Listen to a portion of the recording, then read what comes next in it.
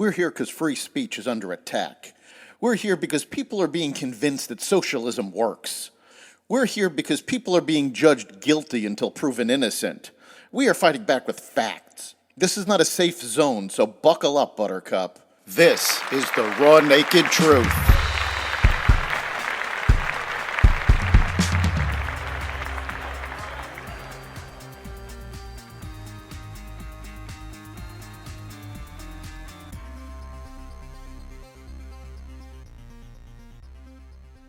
Biden betrays Israel. Migrants learn from protesters, and more. Welcome to the Raw Naked Truth. I'm your host, Eric Lopkin, and here's the news you need to know. In a bid to mollify the radical left of the Democratic Party and a show of support for Hamas, President Biden is vowing to withhold weapons from Israel if the Jewish state goes forward with its invasion of Rafah, Hamas's last stronghold in Gaza. Civilians have been killed in Gaza as a consequence of those bombs and other ways in which they go after population centers, Biden told CNN's Erin Burnett in an interview released Wednesday. I made it clear that if they go into Rafah, they haven't gone into Rafah yet. If they go into Rafah, I'm not supplying the weapons that have been used historically to deal with Rafah, to deal with the cities that deal with that problem, Biden said. Senator Tom Cotton accused Biden of playing politics with Israel to try to win Michigan and Minnesota, where there is a large Muslim population.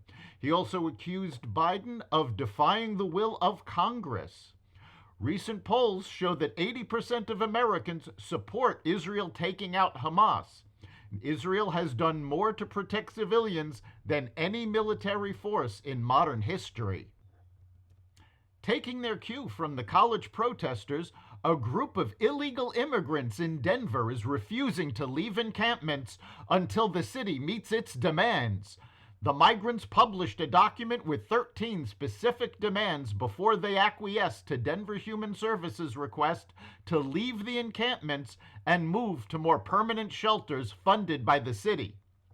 At the end of the day, what we do not want is families on the streets of Denver, John Ewing, a spokesman for Denver Human Services, said.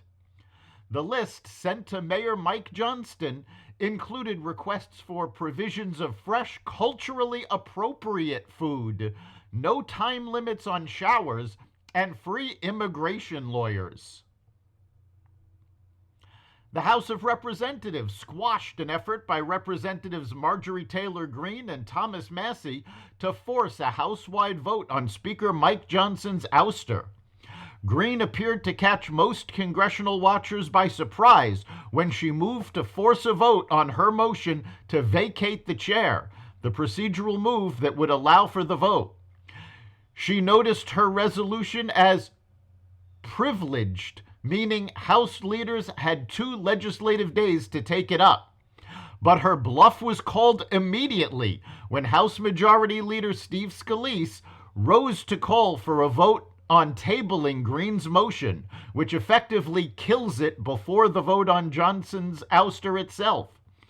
Johnson got overwhelming bipartisan support for the table vote, which passed 359 to 43, averting a vote on her motion and reining in the far-right activists. Just 11 Republicans voted against tabling the measure, along with 32 Democrats. Beyond Meat reported that they expect weaker future sales and said consumers have further cooled on its offerings. The company saw a drop in volume of products sold and a drop in net revenue per pound. That drop in net revenue was mostly due to higher trade discounts and, to a lesser extent, pricing changes, it said. The company is trying to compensate for the fact that consumers have soured on the concept of plant-based meat. That's the Raw Naked Truth. You can catch every episode of The Raw Naked Truth at xvadio.com, the Apple Podcasts app, Google Podcasts, Spotify, iHeartRadio, Audible, Amazon Music, and other platforms that respect freedom of speech. We'll see you next time.